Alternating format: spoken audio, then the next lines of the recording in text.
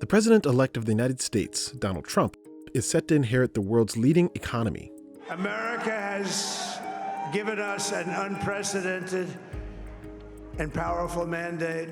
On the campaign trail, he offered many ideas for the future. Other countries are going to finally, after 75 years, pay us back for all that we've done for the world. We will drill, baby, drill. In reality, President Trump has quite a great deal of discretion on how he acts, especially with a Republican Congress. I don't think this is just going to be a magic wish list of everything that Trump wants. So, what's in store now that Americans have cast their vote?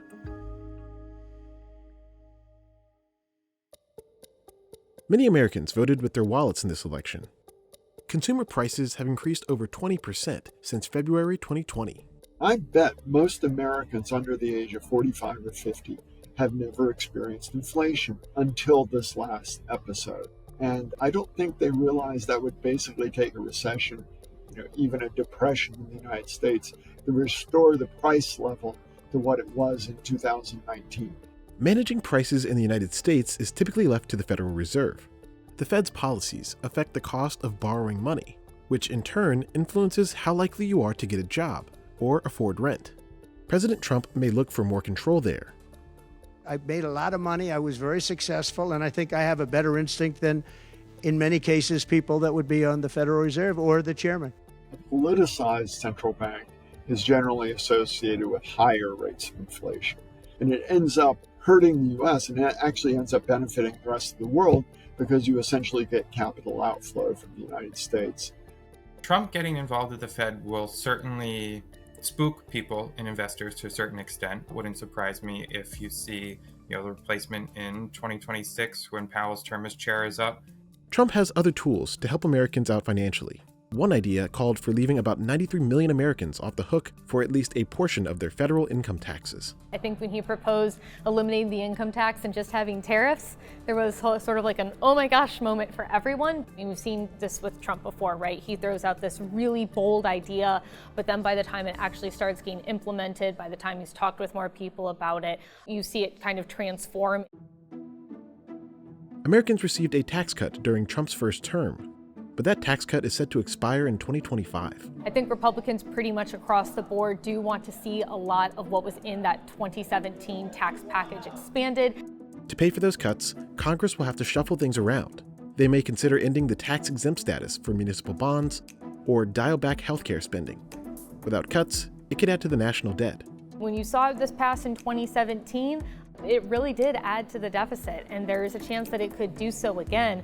By 2030, federal debt could amount to over 125% of gross domestic product, or GDP, which is a measure of the country's entire economic output. Another option, increase economic growth by loosening regulations that impact industries like oil production, airlines, banking, and tech. Deregulatory process is something that probably will be pointed to as the most potential influence. The economy is so many things in so many places that's open to so many foreign influences that the extent to which Trump alone and his White House alone can shape that, I think, is often overstated. Trump has also called for tariffs of 10 to 20% on imports arriving in the United States and a higher tariff on Chinese goods.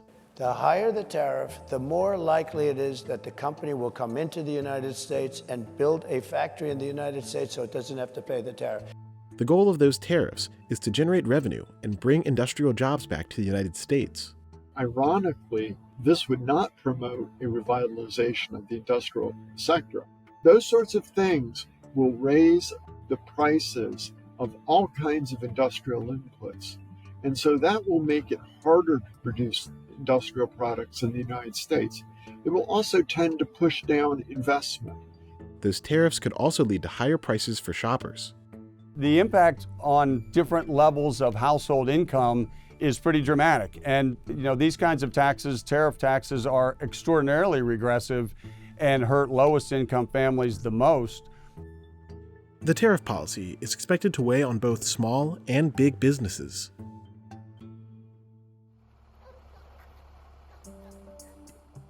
The president-elect's promise to deport undocumented people could have a far-reaching economic impact. On day one, I will launch the largest deportation program in American history.